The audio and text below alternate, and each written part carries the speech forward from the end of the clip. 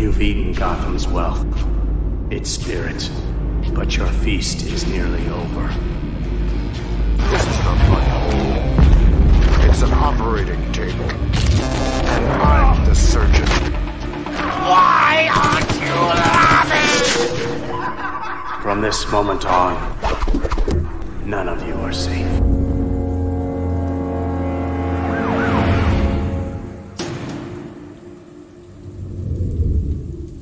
Welcome to the Batman Book Club, a podcast exploring the Dark Knight Library. I'm your host, Ryan Lauer. The Batman Book Club is a proud member of the Batman Podcast Network, hosted by Batman on Film.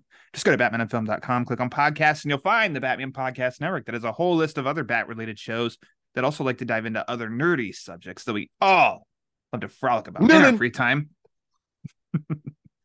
Batman Book Club is also on Patreon. If you like what's going on with the show and you want to help support the show and keep the generators running in the Wayne Manor study, join the others who have gone on to patreon.com/thebatmanbc. Now, thank you for listening to episode 161, Batman in July. Another month has ended, so you know how this goes. Going to talk Batman comics from the month of July, but this one comes with a little bit of a twist. And I can't do this alone. Joining me back on this show, you know his voice, you know his Italian meats if you pay attention to him online, and you know that he is the reason for Peter's Park for Frolicking, location soon to be determined. It's one Peter Verra from Straight Outta Gotham. Hello, Peter. Oh, cool. And Justin just heard that, and he's giggling. He is giggling. He's like, this doesn't count. This doesn't count. Oh, Kowalski. Oh, Kowalski. You did it again, you son of a bitch. You old scallywag Kowalski up to the end. Up to his barnacles in trouble once again. Peter, how are you? There you go. Yeah. We're recording this on a weekend, and usually Isn't anybody's paying attention to Twitter at Pete Illustrated. Pete's smoking meats on weekends. Do you have one coming up this weekend? I have a ham, but it's like weather permitting. So okay. All right. Keeping it simple. Keeping it dry. I'm not getting wet. Well, okay. All right. There we go. Well, we just bumped the rating of this show up to an explicit. So there we go. Oh, you're a pervert. Pete, this wrap up is going to be a little different. It's going to kind of remind me of way back when we did the Future State episodes a little bit. No Holzman though. No Holzman, because Holzman he is anti Batman Book Club. He's all about the BBC, but just not the Batman Book Club. So it's okay. I understand. Some people have their interests. Pete's here. That's all I need. Because what has taken over the DC Comics line is an event called Night Terrors, which we knew this was coming. It's been teased. It's overtaking, I think, everything. All books, but there are still some unrelated Batman books that came out in July. So what we're going to do is we're going to break this up, and we're going to talk all Night Terrors, and then we're going to talk about some of those Batman books that are unrelated. So let's get to diving into the DC Comics event of the summer, Night Terrors.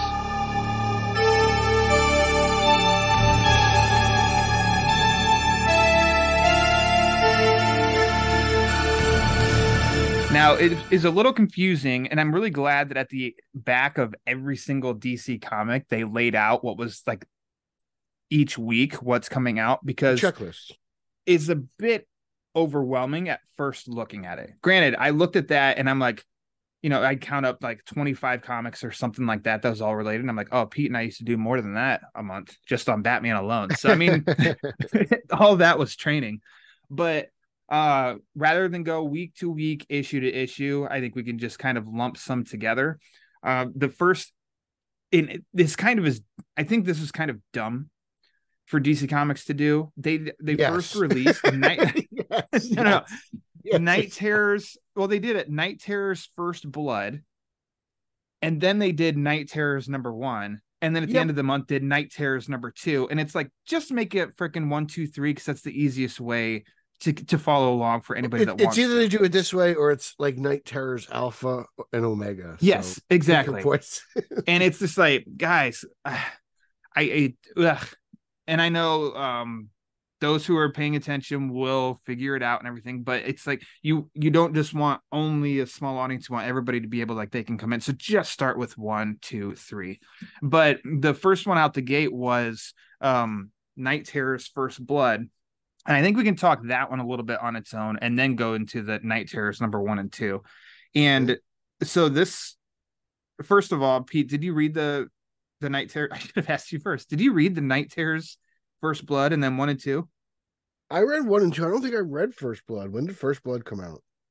Okay. Was that July First or Blood was June? Rambo, and that was in the 80s. But actually, Night Terror's First Blood, yeah, it was the first. Well, you know, the first weekend. Written by Joshua Williamson, who I feel like is the main dude behind all of this. He's definitely been the main dude for like at least 2 years for DC. Yeah, I've enjoyed his stuff. Did he do? Was it Dark Crisis? Yes. Okay. Did he do Infinite Frontier? Yeah. Yeah, he's done everything. He's done everything. So, he's basically the new Jeff Johns. He started in Flash and then he took over. Okay. I've enjoyed his work. How have you felt? I like it a lot. Okay. I like his Flash. I like his Flash a lot. Not a lot of people do. Well, they don't rank it as high as I do, but I like his Flash a lot. Gotcha. Okay. So I think there's some things alluded to this month in the main Night Terrors story that I'm like, oh, I bet Pete understands what this is, and I don't, because this seems like this is something else that he's written. But First Blood was basically, it was the setup. So you'd almost think that it's the prologue of Night Terrors, but also it's kind of essential to get things up and going, which is, again, is why I say it should be number 1. But art by Riley, or by oh man, what's his name? Howard Porter. Okay. Like, I used to like Howard Porter's stuff a lot, and I've just grown more and more distant. So with his stuff. Like, is this before basically Batman gets possessed? This has to be, right? This is way before. This is where he gets possessed. So basically, and no surprise here, Pete, but John Dee, aka Dr. Destiny, he's heavily involved in dreams, and there's a new villain named Insomnia that's looking for the Nightmare Stone. And John Dee is found at the Hall of Justice, dead, murdered. But then, surprisingly, he's also in Arkham Tower, alive, but injured.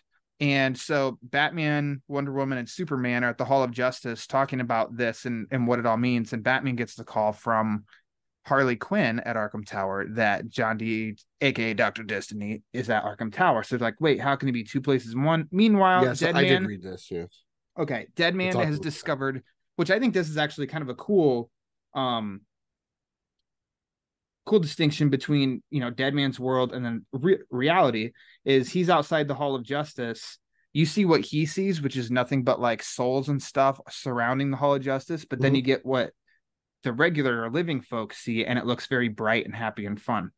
But Deadman needs a way to communicate to like Wonder Woman, Superman, and Batman about what's kind of going on here. So he takes over Batman's body. Batman kicks him out. He's pissed off. It's like, knock this off. Don't do it again, Boston. Yes. Yep. Then he ends up doing it anyway, and he goes to Arkham Tower to fight. And then it sets up basically what's going on with Night Terror. So that's, I guess, kind of spoiling a lot of the setup, but go ahead and take it away. What did you think, Pete? I remember, what it is on the DC app, because I read this digitally. The 4th is underneath the 11th. So I'm sitting there looking like, why is 7-11? Where is this First Blood book? And it's like, it's the 4th. Anyway, this is not really my kind of jam. I kind of like Deadman, but like, I know Deadman and Batman have this history, and it's very Neil Adams-y, and I should like it. I just don't. I kind of, I like them more separate. Like, I rather have, I don't know, like, it's one of the few like Neil Adams connections that just doesn't vibe with me. It's okay. It's cool. I don't care about this new villain. When did DC Comics stop? Like this, I noticed this with Future State, is they stopped the main title and then they just print a new book. So it's not it's not like Detective Comics 1045, the tie-in. It's just a completely different volume. It's very weird. Yeah. Did they start doing that with Future State? Like, this feels like a brand new thing. Every other book has basically been paused in favor of their Night Terrors counterpart. Yeah, I think so. Because a lot of other times it interrupts the main title. So I'm actually okay that they made this, like, put a pause on the other titles and made this kind of be its own gap. Yeah, exactly. No gap. Yeah. Well, I do have a gap because I'm not reading it. I'm not Joker, the it, Man Who Stops Laughing, issue number 10 is going to be out in September. I don't feel like I have to buy the 2 issues that are tie-ins to Night Terrors, which won't have really anything to do with that main Joker story. So I'm good with that. So hey, there's an idea that worked out fine. Like, yeah, do that. Pause the other stuff and focus on this. I'm not gonna lie. I just don't know how I feel about it, man. It's just like the story itself just doesn't really jive with me. I don't know. I'd rather this and this is more Justice League Dark stuff. Like, I feel like this maybe should be on a smaller scale. So, like, I don't know. I was a little in and out with this issue, and because I told you, I'm like, you know what, I'm gonna go all in. I'm gonna read all this stuff so I can just have an overall, for once, a whole event, a whole opinion on the whole thing. And this being the first issue, I was very much just like, like, I don't know. I'm in on some parts, and then other parts I'm just kind of like, nah. And like you said, with the Dead Man Batman relationship, I feel like it's restrained. So it's like, I want to like it. It's the same thing over and over again. They just can't, like, communicate really or something. So there's always that barrier that just prevents it. And I know a lot of people be like, well, duh, that's the whole point. And I'm like, but it just gets a little tired to me. But then there's other moments, like back in reading, like the Neil Adams Illustrated, where it's got this collection. Like, I do like those stories. So I don't know how I feel about it overall. And then the art, I just wasn't a massive fan of the art. You said Justice League Dark is, it's supposed to be like horror, but I don't find it to be horror. Like, this feels like Zatanna, like sorcery kind of stuff. And I'm like, Dr. Fate, Swamp Thing, like, they should all be more involved in this than Batman. I feel like I don't know. That's my whole vibe to it. It just feels way more like, just the supernatural just feels way more up their alley than it does the regular Justice League. And I feel like Justice League even defers to them specifically, like, oh no, this is our branch that handles this. Yeah. I think I'll handle this cat in a tree. Dr. Fate will handle this ghoul. Yeah. So that's the setup, which I think is crucial to understand Night Terrors 1 and 2 and what's going on. So when it kicks into that book, one thing that I think because they're squeezing this entire event into 2 months, you're going to have different artists even on the main book.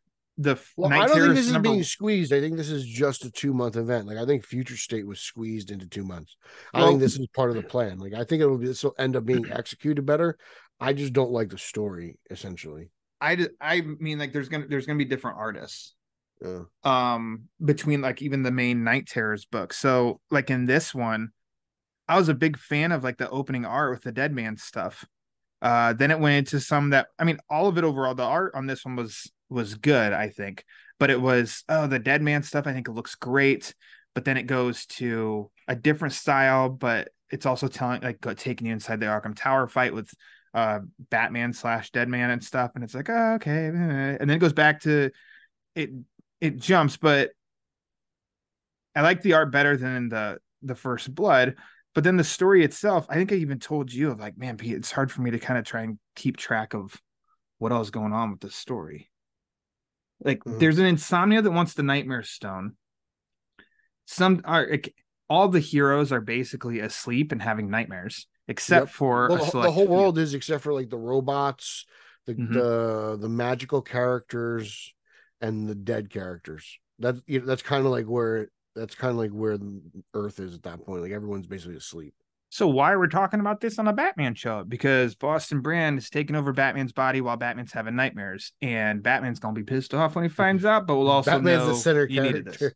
Yeah, exactly. So it's like, well, we need Batman to be in this book, but he's not going to be in this book, but he kind of is going to be in this book. So in the first, like the issue, so Deadman goes to get the Sandman. You're way more into this than I am.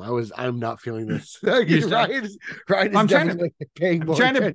I'm trying to at least give some kind of credibility of, but that's still, I know that was the end of the first issue and it was supposed to be like a yeah or something moment. I'm just kind of okay. Like it. Okay. I don't know.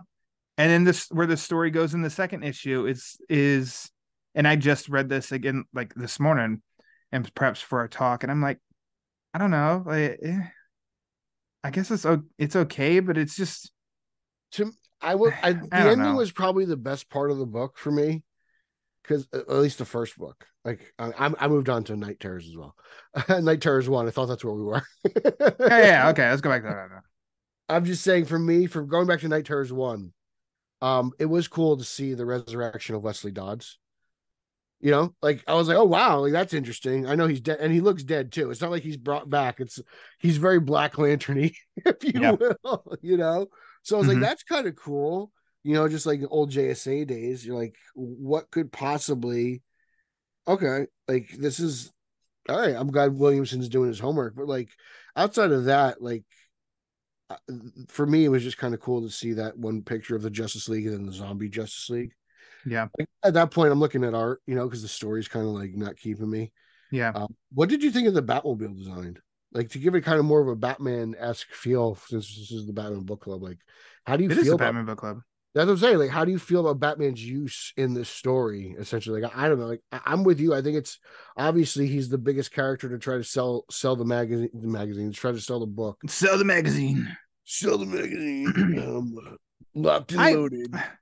I like the inclusion. I think the Batmobile is I don't think that it's bad or anything, but it's fine. It would not make a top 10 list of Batmobiles for me or anything. I think Batman looks, I mean, he's drawn great. You don't mind the red eyes? No, I think that's just like added to be like, remember, it's dead. He's possessed. He's possessed, in case you forgot the whole basis of this story.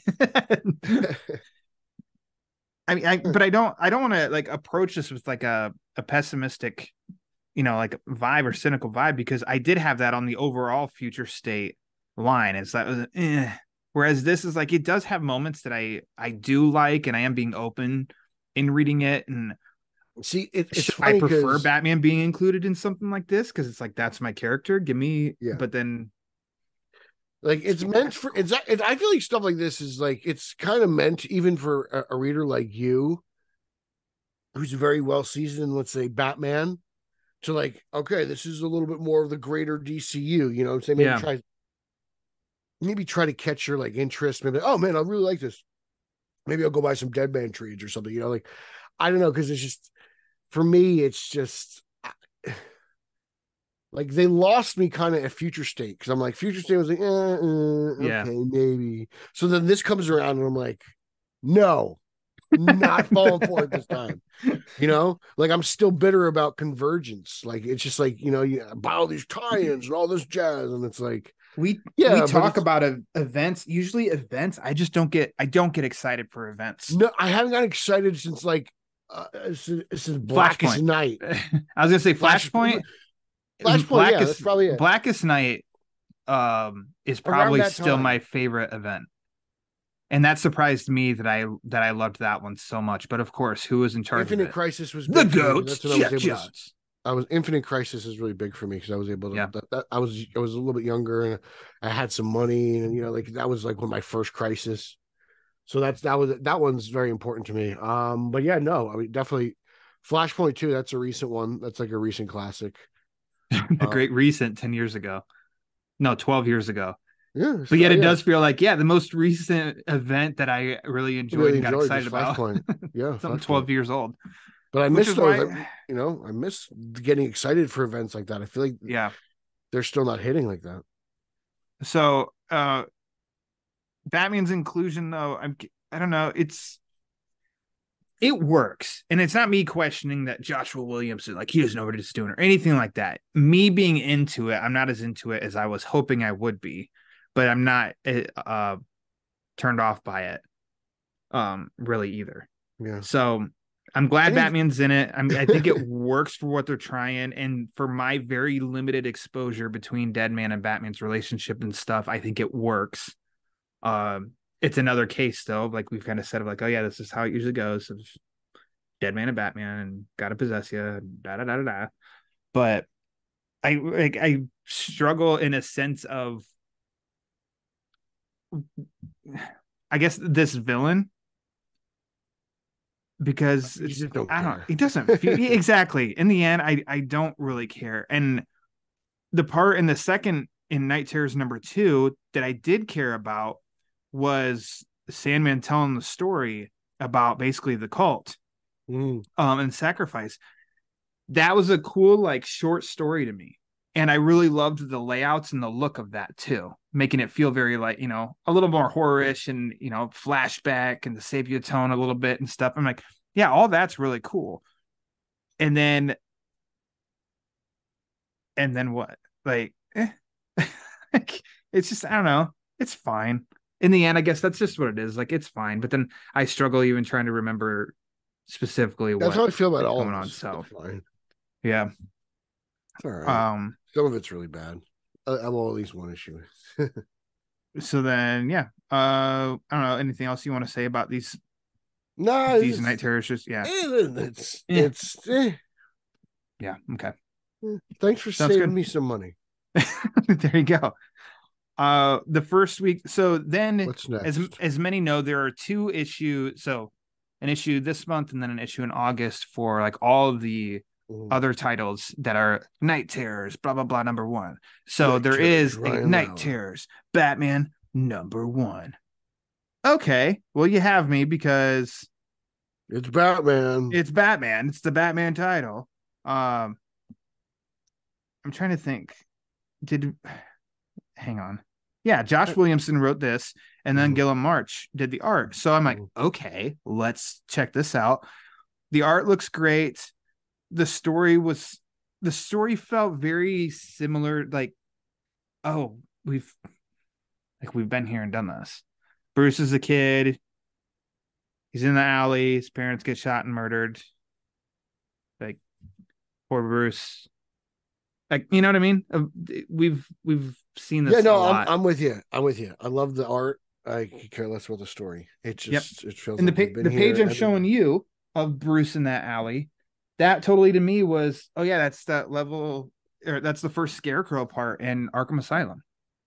Yeah, walking down the hall, and all of a sudden it's a flash, and he's a kid, and he's walking in the alley, and I'm like, oh yeah, that's Arkham Asylum. Like, we got this in the Arkham Asylum, and I know, like, after, it's like every new generation needs certain treads retold to keep that history going.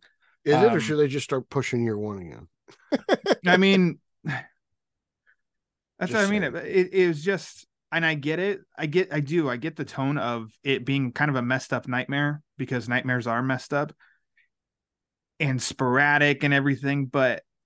And you have a guy who, like, the villain shows up, he almost is trying to act a little Joker-ish, I think.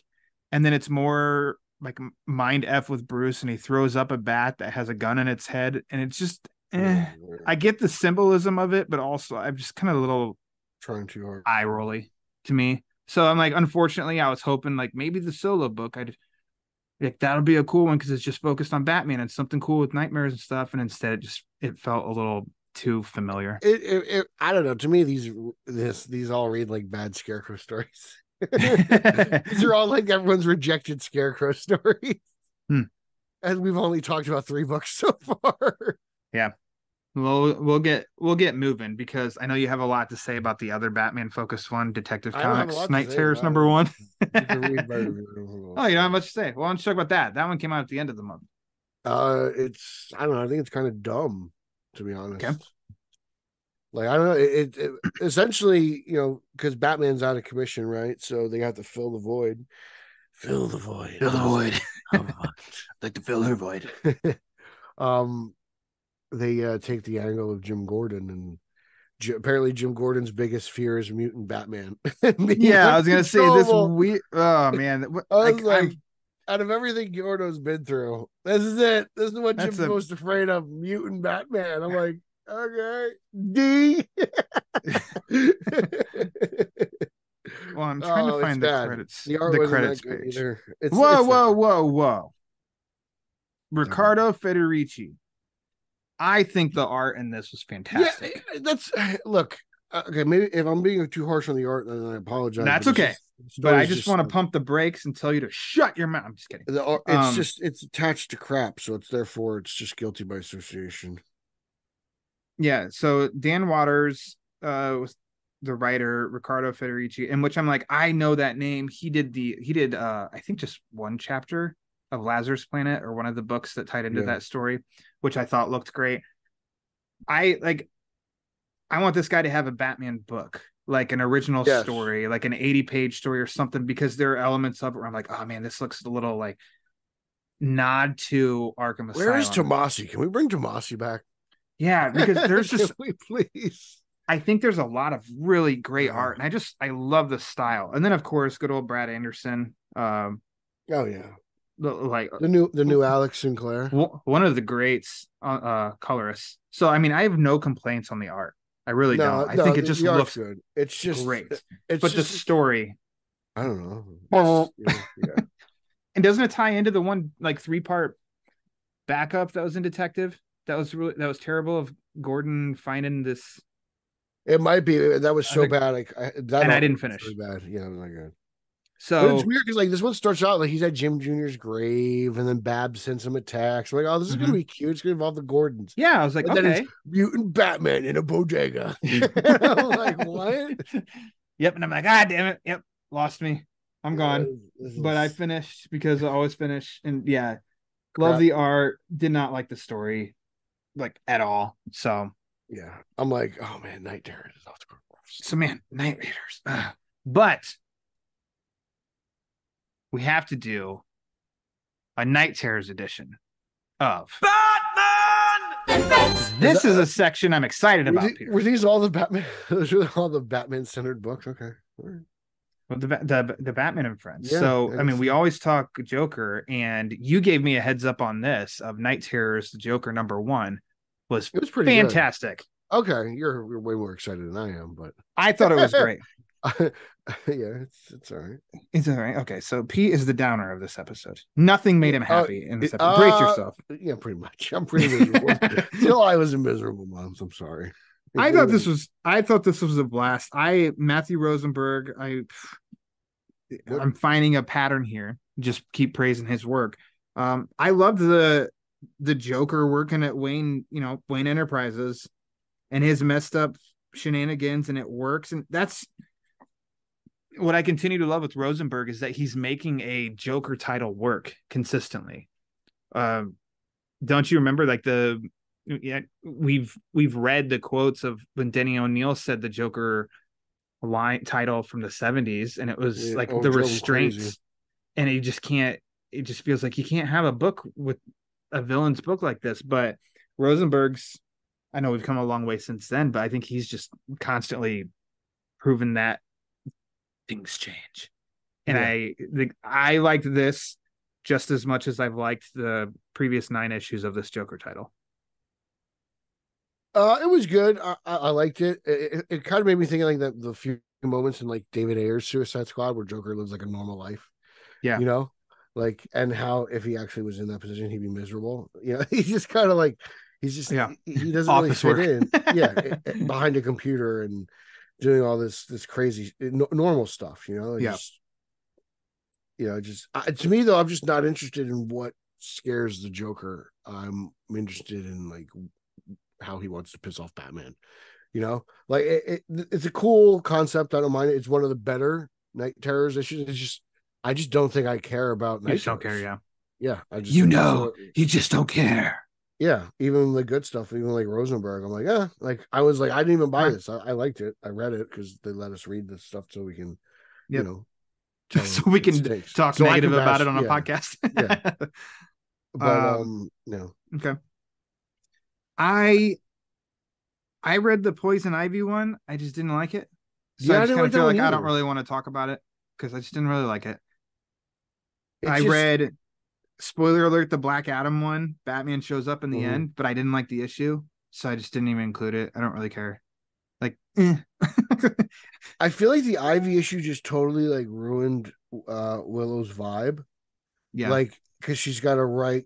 She's kind of like writing in the main Ivy title like this redemption story, Mm-hmm. right? She's like Ivy's kind of doing. She's finding her way, but she's she'll get there. But and this is like a total like I don't know. She took a jug handle on the highway and went backwards. Yeah. it just felt like it just wasn't like clicking with what she was doing. You could totally feel the tie-in vibe here because she's like, oh, I got just put a wrench in my gears. Yeah. Yeah. But I'll give them credit. They got Nightwing's ass in there. They sure did. They sure did. Always It's will. crazy how that thing has taken on a life of its own. Good for Dick Grayson. Yeah. Uh, a tie-in issue that I actually enjoyed as well was Night Terror's Robin. Did you Okay, check that one out? I did read that one. Uh, what do you think? Yeah, Meh. yeah. Okay. Jason and Tim. I, I, I, I don't know. I liked the art. I did enjoy the Groundhog's Day of their worst moments. Um, because like to me, I don't know, it just worked for the characters, and it had me. I don't know. I wasn't annoyed by Jason Todd. He walks a tightrope of when he's used, and I enjoy him, and when he's used, and I'm like, oh god, come on, I wish he stayed dead. I don't know. I don't like the Todd stuff at all, especially this weird red Okay, hood thing. he's just getting beat by the Well, crowbar over and over. yeah, and then like maybe Haas can correct me on this, but I feel like Tim Drake has kind of not moved past, but accepted and well, I guess he has moved on from his father's death. Like I don't think it would affect him. Like I feel like Tim Drake as a character is a lot stronger than they kind of depict him in the book. Gotcha. Uh, I mean, sure for me. So where my mind can go with that is that could be a move by a villain or your mind or a nightmare or something that you are finding like I am past this. Mm-hmm. And then the evil part of you can be like, oh yeah, asshole, well, buckle up. And then let's just throw it right back in your face and let's open up that wound again. Okay. That does kind of work to me if done well. And I think it was done well enough here that it didn't bother me. I love this Now, Tim Drake design, by the way. I understand you do. Yeah, I like the character Yeah. design. Is it Eddie Barrows that had like he did the Red Hood's story in the Batman Urban Legends, and then he did Task Force Z. Yeah. Okay, a lot of this art makes me think of his stuff, and I'm a big fan of his stuff. I like his stuff. Yeah. So let's see. Kenny Porter wrote the script, and Miguel Mendonça was on the art. Madonka Donk. So I might have been saying his name wrong. Miguel M. So I don't know. I did like the Robin issue, and then lastly, Night Terror's Nightwing. That one's not bad. I like that one. Yeah, I was a fan of that one. Where are you? You jumping around weeks? I'm trying to keep up with you. Yeah, this came out on the 18th. Okay. Yeah, I'm jumping all over the place, Pete. I know. I got to look at them because I'm like, what happened? There's like 40 books I read. Oh, I'm going by the list that I sent you as well. I know. I'm not looking at it. Well, because this is a big digital month. This is a big Kowalski month for me. But yeah, I mean, this one, Nightwing's in Arkham. You see a lot of the Batman villains. I don't know, some good stuff with Dick Grayson, and I don't know. I thought it was a fun issue. Not fun on the level of like Tom Taylor kind of fun on the Nightwing book, but fun enough. I liked. I'm into this because actually my favorite one was the Punchline one. I know we'll get to that one after we wrap up the Nightwing one, and that's why I withheld. Yeah. Okay, because they're kind of like connected. Yes. Okay. Well, then just rip off the Band-Aid. Punchline. I actually think it's the best one out of all of them, to be honest. Pete's sitting down, and it's good. Because Pete, I read a Punchline issue. Oh, you should. She's a good character. I did. I read it and I liked it quite a bit. It was fun. You know, the go back and forth with her and Babs and kind of seeing, you know, what because Punchline's so new, we don't know too much about her. So like I'm still like in the infancy phase of getting to know her. And like this is kind of cool, like kind of see what makes her tick. I guess because she's so unestablished and I don't really know her as a character. That's why maybe I enjoyed it more than seeing like kind of like Batman deconstructed into like a crying baby, you know. Maybe there's something there. But yeah, no, the Punchline was I thought it was fantastic, and it ends and the way it ends, they're like kind of like what like is Barbara like a central figure here, or is she just a comment, you know, like because it feels like there's gonna be something there. I read Nightwing's issue first. And then read the Punchline, and I instantly did think of like, oh wait, hold on a second, is this a dream or not? Yeah, which is cool. So it's got to be, because then I mean that was a you don't know the moments of when what's happening in these Night Terrors books is going to reveal that this is a nightmare, this is a dream. So her fight with Batgirl was like, oh okay, this is a good fight. It looks good, and it's moving on, and then it's like blood splatter, and then it's like, oh, she's dead, and there's no like shock or anything from Punchline. She's just, it's fun to exterminate a rodent, and then like, yeah, I killed her, done. I'm like, oh okay, well that's a nice little addition here. Let's see where this goes. And then again, I was annoyed by the creation of the character. Probably didn't give her a fair shake because it was in the midst of Tynan. Well, it was Tynan's creating a bunch of new, just like that vibe of like, oh yeah, I created another, and then forcing it on us. And I was just, I don't need this. But I enjoyed her character in this, and how after that, I think I even checked like, how far am I into this issue after Batgirl's dead? I'm like, I'm only halfway through this. Okay, interesting.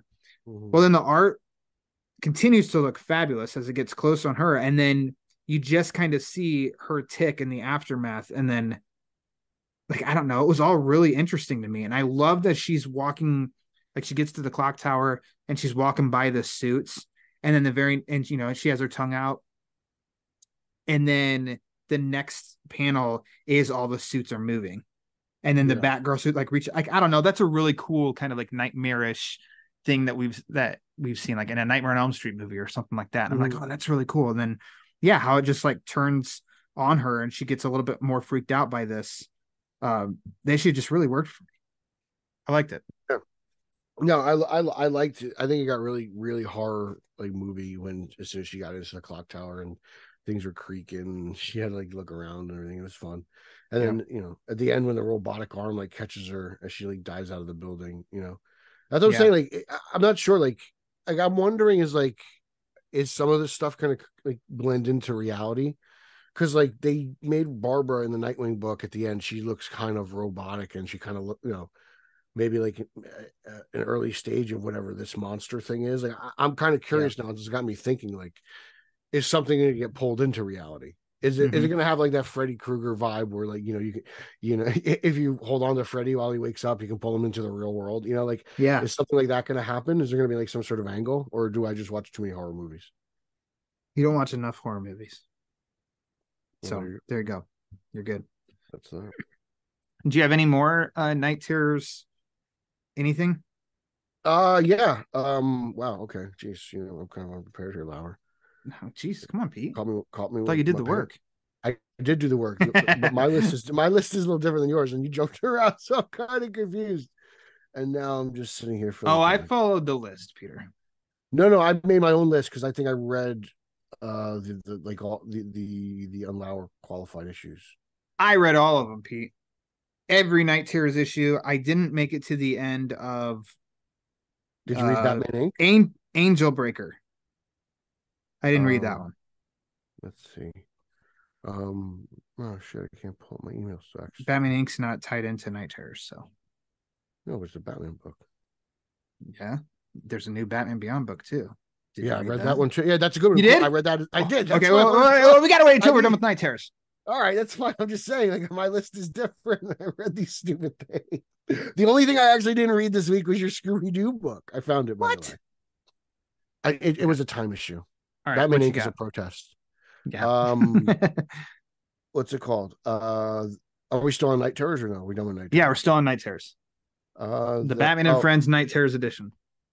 Oh, Night Terrors Harley Quinn was. Let me pull that up. It's like it have to be. Some parts I liked overall. Yeah. Yeah, like I'm with you. I just. It just they're really like diving into the Harley Quinn multiverse stuff in the comics. Yeah, you know, it's like DC's doubling down. They're like two simultaneous multiverse stories, and the regular Harley and this, and it was okay. I just like it's just more of the same. Like I don't know, like I'm just not vibing with this stuff. So I feel like I wasted all your time just to say that. Yeah, but I'm with you. I'm not down with it. I don't know. That's it. Let's see. What other Night Terrors are there? I didn't read Angel Breaker. I didn't read Titans. I read Titans. It was better than Harley Quinn, but was it still just like meh? Robin, Flash. I didn't read Zatanna. I did. It does say what like kind of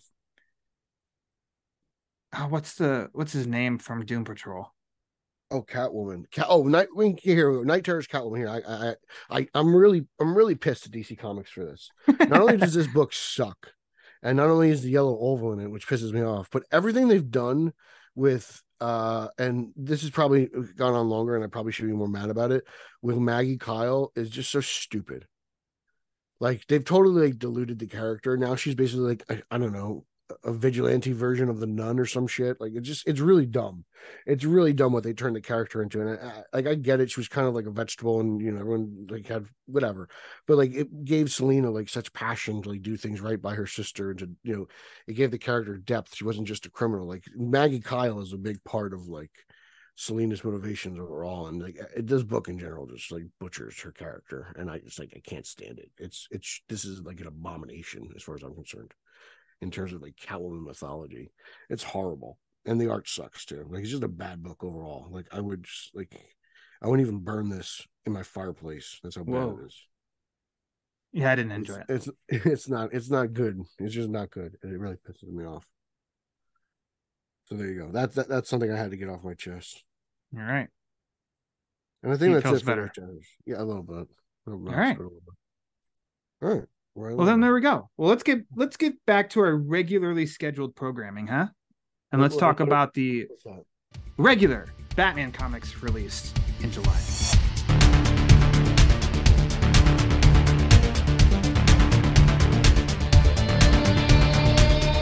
Not as long of a list as the Night Terrors. First one I have up came out that second week of the month. The Batman and Scooby-Doo Mysteries number 10. Written by Ivan Cohen, who was on this show back in November. I thought this was another, like, not more of the same, just like what you come to expect from this book. Like that's what it's delivering. So art looks very consistent and is good. The story is like, it's a mystery cruise. No, I need to give the artist a shout out. Dario Brizuela. Dario B. Like the Mystery Inc., they have a clue to solve, or a mystery to solve on a cruise ship. It's got pirates. Pete, you said you didn't read it? Not your Scooby-Doo book, no, I didn't. Okay. I think you should. If you find some time, it's a quick read, as they all are. If you find some time, 10 minutes or so, I think Is this the one with the pirate on the cover? Yeah. I saw it at the shop and I was like, should I read this for Lau or not? It's fun. But I think there's something in it. No Scrappy. Don't get your hopes up. Something really in it that you'd have fun. Scrappy like that. I'm happy. That's just why I'm so dedicated to this, because they cooked him over a fire. So there you go. That one, I mean, consistent. Why do you same hate level dogs? as everything before? I've said about this series of it's just consistently fun, and that's what this issue delivers. The next week, July 18th, Batman White Knight presents Generation Joker number 3. Yeah, this is like the first good Batman book I read in July. 45 really, minutes in or so. Yeah. Finally, a book I'm happy about. Finally. So, I mean, my boy Freeze is back. The Joker kids are causing trouble. Harley's running amok, right? Like, it's just, it's kind of nonstop. It's kind of a roller coaster ride. And I didn't think I'd like this one as much as I did. I think this is way better than the second White Knight. A lot better. I think a lot better than more. Curse. Yeah, I think there's a lot more depth in Curse. I'm not a big Curse guy, you know that. It's the only one I actually don't like out of White Knight in general. Everything else I think is fantastic. This is really good. I'm really surprised by this. What about you? What do you have to say? I loved it. Yeah. It's hard to just throw out like, oh, perfect, masterpiece, epic. I feel like an idiot on Twitter. No, yeah. Yeah, I did. I just Curse is even like, I'm a big fan of Curse. There's no, for me, there's no fine in the White Knight stuff. I've loved it all. It's just very rare for me to just have something be consistently up to that level that I've just enjoyed. And then the tie-in stuff, because I'm very on tie-in stuff. I think tie-in stuff works. But this I enjoy the different look that Mirka Andolfo, the artist, has on this. Like, that it's a unique, different kind of style that makes it a little bit more, you could almost be fooled to think that this is more lighthearted and fun, but it's like there's also enough maybe in the coloring and stuff to make it, Murphy's art's like that too. a little more mature and darker. Like, I hate throwing that around all the time because that's just overused, but I mean, a little bit to where it's not just like kid fluff material either.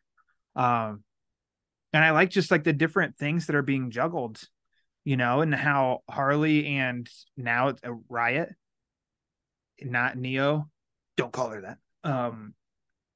They're going to get the kids, and then, which is always kind of fun, they reach the kids, but then because there's a fight going on, the kids like abort and take off away from them. So it's like, those damn kids. But I just think it's a lot of fun. And then I think the last page, I'm really interested, like, okay, cool, let's see what happens next issue, because it's interesting to me that he's orange. That's a warm color. Yep, exactly. Very interesting. Very interesting. I'm in. But all right. Like, it's an odd color choice for Freeze. Yep. Orange. At first I wasn't sure if it was Freeze or not. I'm curious because I've listened to the Batman the Animated Series show. Yes. Batman the Animated Series show podcast that Clay McCormick and Sean Murphy do, and you hear about like how much they love like the Heart of Ice episode and how they dealt with Mr. Freeze there. And so to bring him back into this, it's like, oh, okay, this is like a treasured story, a treasured character for them. Did you like Baron Von Freeze or whatever it was? Yeah, I did. Yeah, this was great. Yeah, I thought it was really good. And I know Clay McCormick is a co-writer on here with Katana Collins.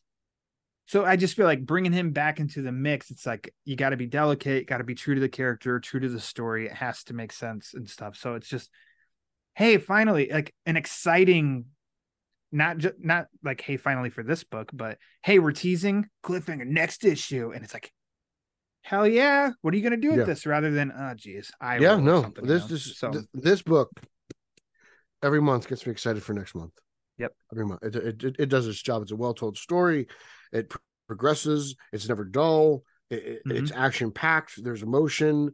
You know, there's new characters. There's struggle. It does everything it's supposed to. This is such a well-made comic book. It's a well-made book. You heard it from Pete. Yeah. Pete knows comic books. Yeah. Shit. I think that also that same week, Batman Superman World's Finest number 17, it wraps up the Metamorpho and Amazo and New Mazo and all that stuff. Yeah. Dan Mora's art is excellent. The story is fun. I don't know that It's it's a little, one that it's I'll a like little far out revisit. there for me, but like, Yep, same. it's cool. I'm glad it wrapped up. On to the next one, but I enjoyed this a lot more than I thought it was going to. I've I really did enjoyed too. this title. I actually checked out the World's Finest Teen Titans book. That was good too. So that's a nice little spin-off, Yeah. also written by Wade. So I'm enjoying Wade's comeback tour. I think it's been great for comic books. It's been a lot of fun. It feels very 2000s. These books feel very 2000s to me. It's interesting to me. So what I remember the most is how it ends in what it's teasing. So, which is bad because I know how you and I are in the sense of like, no, you need to talk about what you just read / watched, not like what's next. But it says next, the untold origin of the Superman Batman team, and it's got a That little that's what's magpie underneath it. onomatopoeia, and the Riddler, and then underneath it says, "And the return of Boy Thunder," which I don't care about that. I care about the Batman and Superman suits that are behind him, which is This Kingdom makes me Come. want to go out and buy that McFarlane figure because I never thought I was going to. I didn't like that suit in Kingdom Come, but now it's like grown on me over the years. The Batman one? Yeah, Yeah, me too. it's I really held grown off. on me for a long time. Yeah, so I'm really, curious where they're gonna go next. Because though like this story went places that I wasn't expecting and a little out there for my preferences and sensibilities, I still had fun reading it though. And so like as long as I'm just entertained still, then I'll just keep coming back.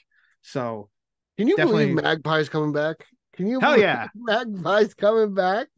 Fishnets or we riot. Okay. Fishnet Sunglasses need to stockings be or a we bit riot. bigger. But yeah, Magpie is go Magpie. back. Go Magpie. Why not? What a creation. Let's Nope. see. Batman the Brave and the Bold, number 3. Can we get a Funny. Matt Reeves Magpie film freak movie? Yeah. Matt Reeves would totally Yeah. crush a film freak movie. Yeah, that would be awesome. You know? Yep. Film freak and then Clayface, like the original Clayface. Yeah. Oh my God, that's what it is. Maybe like Film Freak was like the boom operator. Yeah. The boom operator. You know, right? Yeah. And that's it. They both got fired from the set, and then they went to a life of crime. That's it. I just wrote your third movie and Got your it. sequel. That's Right it. there. That's it. Reeves is listening. He's like, damn it, Verra. He's a great idea. Somebody send him a check. Mr. Uslan, go tell Pete to shut up. Don't say this until after the writer's strike. Yeah, exactly. Batman the Brave and the Bold, issue number 3. We knew this was coming, that the Tom King, Mitch Gerard's story was going to be pushed back a month, and instead it was going to be like a filler story. They got you, suckers. Gerard's is really working to the extreme on delivering some stuff, which I've been, the first 2 parts of that story, I've been all about it. I think you've been very meh, okay, like fine. Not as high up on the praise as I am with it. And this, there's okay 2 aspects. Story in an overpriced book. This is the 3rd issue now in this, where there are 3 regular size stories and then an 8-page story. And the 8-page story has been Batman. But I want to talk about the first one, written by Dennis Culver, art by Otto Schmidt, called Mr. Baseball. This Pretty feels good. Way better than what we normally. I think it's better than the story the Joker story. Hell yeah. I don't think so. But because I think I'm kind of Paul Herman there. Like Paul Herman's like, why read Spider-Man Blue? Just read the original Spider-Man stories. I'm like, why read this Tom King story? Just read the original. Like it's basically about it. This feels like a rejected script for the animated series. Mr. Baseball does. Because it was too violent and too mature. Because I felt like, oh, Mr. Baseball, what? Okay, this feels cartoony, but then you see what happens to the guy, and he's got Lucille that he stole from Negan, and he's using that as his weapon, and it's like, oh shit, this is. I think he calls it Otani. A bloody. There you go. Got to keep up with the times. Yeah, Lucille was a decade ago. Okay, Otani. We're beautiful, Otani. But I was a little like, okay, is this supposed to be hokey or is this really? And I think it's like, it's pretty good.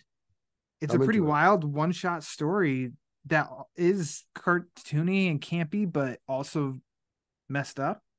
but fits with like the mob stuff that, and feels kind of Gotham-y. Yeah, it's very Gotham. So I was surprised that when I was questioning it the whole time I read it, and then when I was done and I sat with it, I was like, actually, I think I did like that quite a bit. It was good. It was very good. Yeah. I actually liked it more than the one in the end. I don't like the one in the end. You don't like the one at the end? No, the artwork I didn't like at all. Especially the Batmobile. I was like, all things considered, what is that, a Rolls Royce? Art by Jorge Molina. Jorge Molina on Twitter.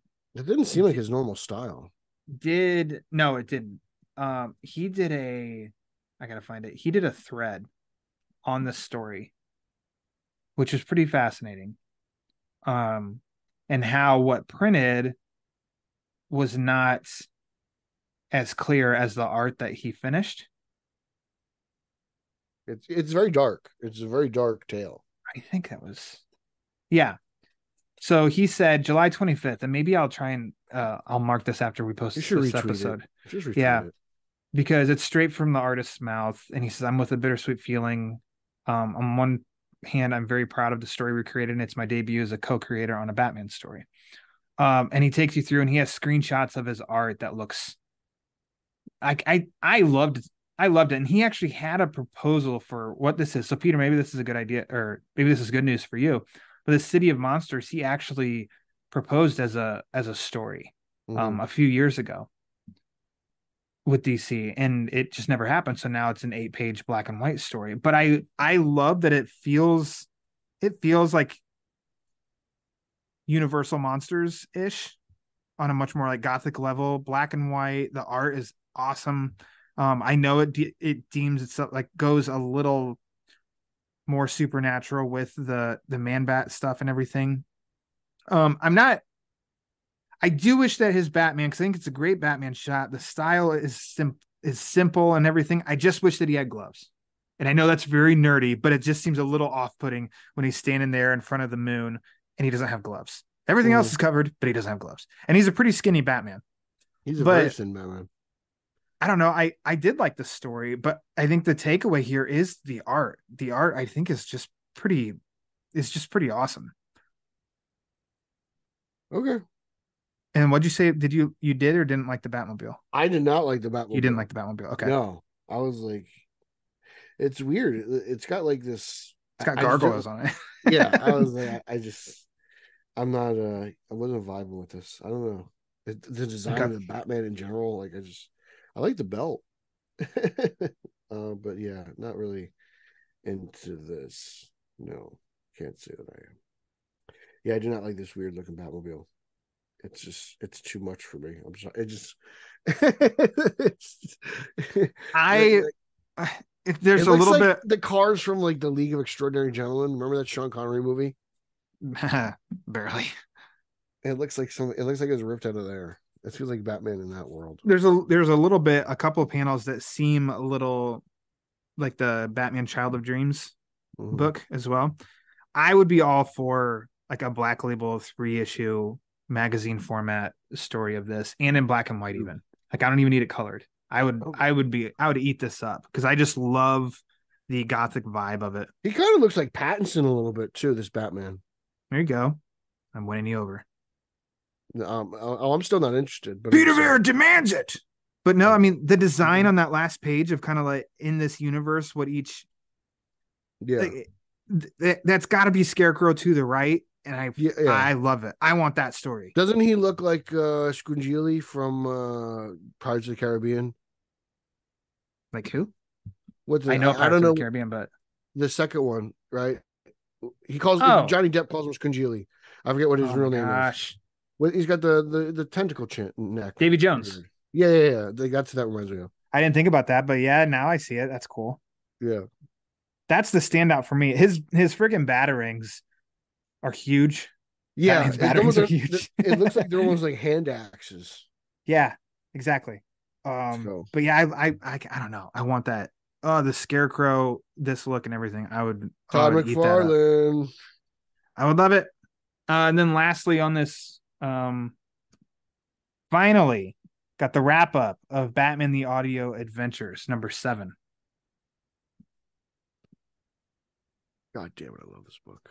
Yeah, me too. Yeah, it's just got classic vibes. I love the art so yeah, much. I love the art. It's not too serious, but it's not too dumb either. Exactly. Yeah. It like toes that line. This is like my Scooby-Doo, Yeah.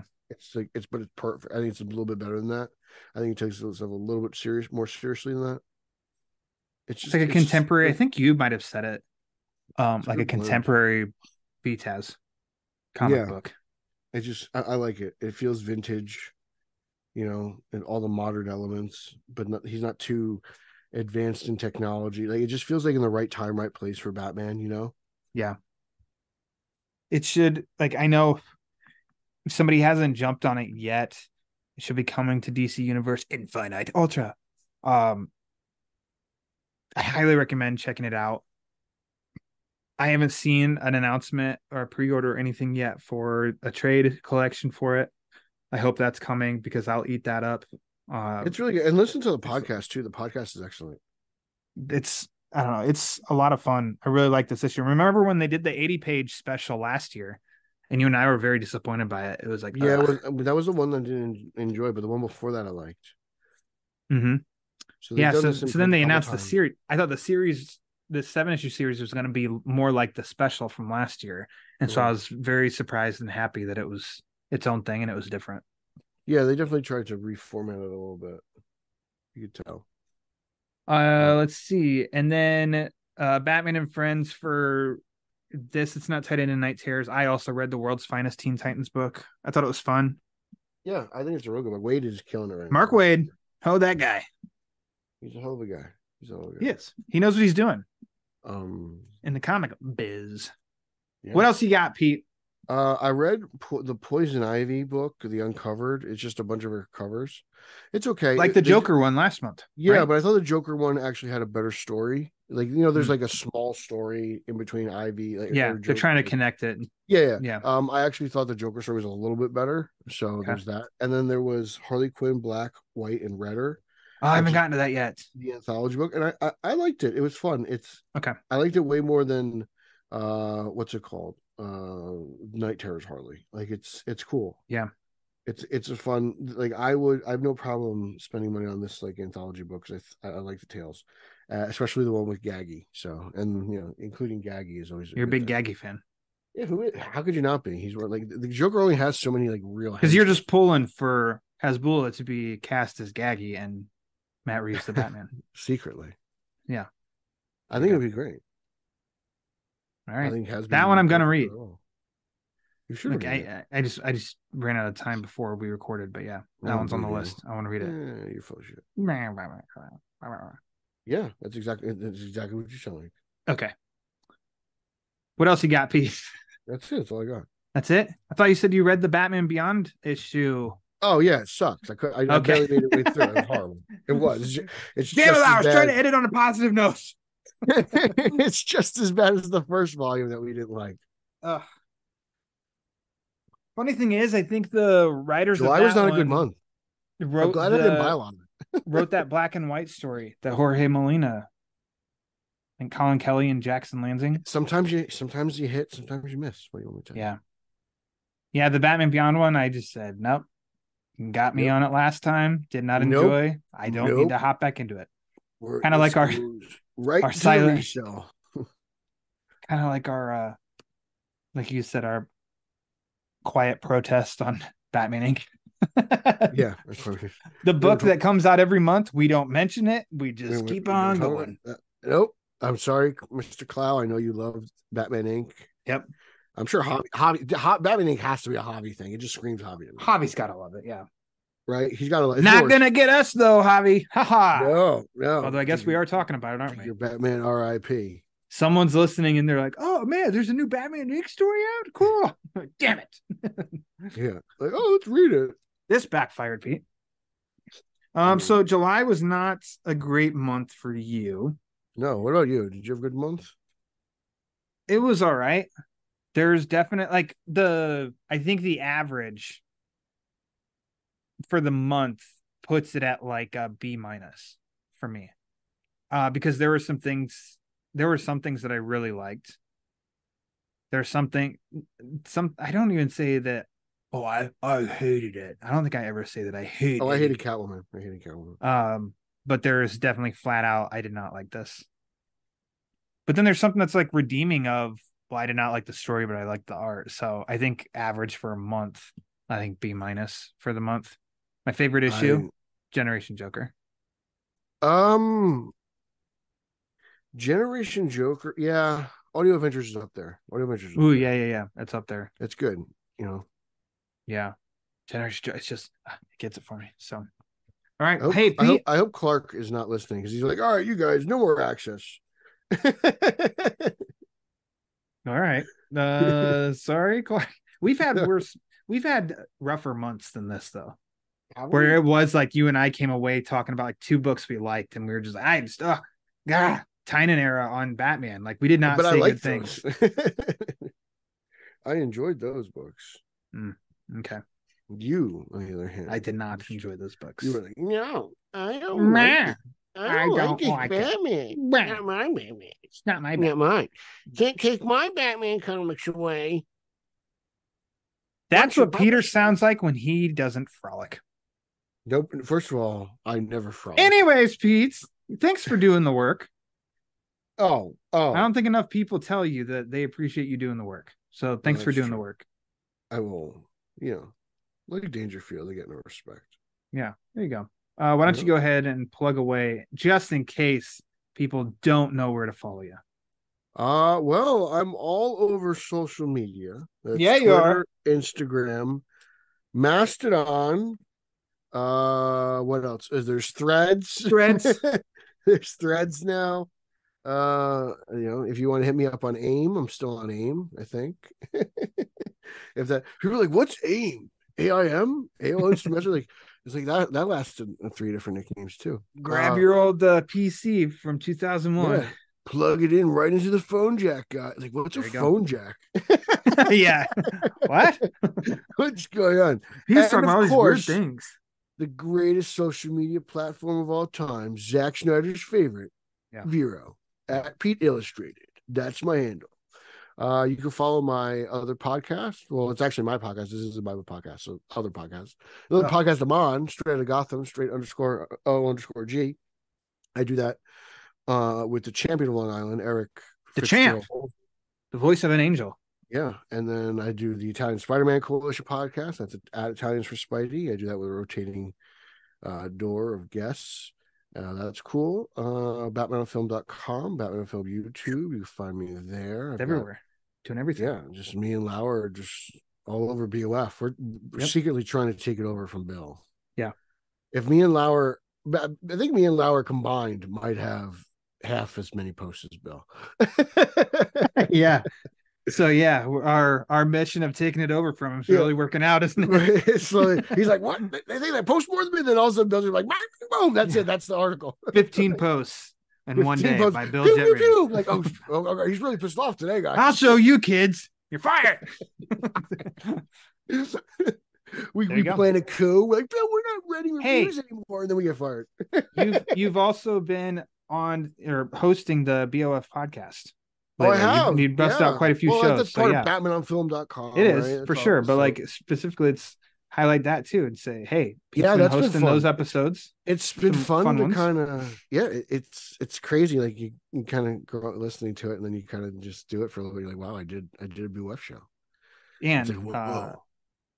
A recent episode was talking about the Dark Knight, so always plug stuff that talks about the Dark Knight. Oh, Dark Knight. And we got Flash. We got 2 episodes we're just talking the Dark Knight. Had an episode talking about the Dark Knight and the Flash. So the Dark Knight. Okay, Jesus. You're talking about the Dark Knight. Yeah, I'm talking about Keaton too. Why don't you slow your roll? I know there's Keaton's awesome. Ryan's first Batman movie was the Dark Knight, so you have to excuse him. It's the first one you have to watch. Generation 08 over here. Liar. Yeah, no, it's been fun, taking the reins of that. I mean, I grew up with the days of Kowalski, Haas, Shue, and Raimi. Oh wow. Even before then, like, oh man, like I remember Clow was on there back in the day. You had Gerber on there, Mark Hughes even. Like I grew up listening to those guys, and now it's like, it's mine, bitch. there you go. Fun. Check it out. I enjoy Pete's, it. I have some free time. Pizza. Come like October, things are gonna be a lot different. So. We won't hear from you at all. In the words of Ryan Lauer, I'm getting it in. Getting it in. Yeah, Pete's getting it in. If you want to follow the Batman Book Club, variety of ways you can do that. Like I said at the top of the show, patreon.com/thebatmanbc. Gonna try and add some more content on that starting in August. So you can do that there. If you want to follow the show, you can do that on Twitter and Instagram. And as Pete mentioned too, on Threads, which I haven't figured out what to do with that yet, but I'm going to try and do something there at the Batman BC. Make sure to subscribe to the Batman Book Club YouTube channel, where Pete and I have gone through the road to No Man's Land, and we're going to return soon and do the No Man's Land omnibus. So check that out on YouTube. If you want to support the show, I think I already said that, like at the top, Patreon. But if you want to find some other ways, tpublic.com/tb or not slash, just tpublic.com, and there type TBBC for the Batman Book Club to grab some cool merchandise with this logo created by the great Justin Kowalski. Yeah, get a pillow with the Batman Book Club logo on it. Why not? But if you want to support the show and you don't want to spend any money at all, it's 100% A-okay. The quickest, easiest, and most impactful thing you can do is rate and review the show. So wherever you listen to it, up for your podcast feed, Apple, Spotify, Amazon, Google Play, iHeartRadio, just go to the rate and review page and rate and review the show, because the more reviews the show gets, the more it helps spread the word. And as we all know, the word is panic.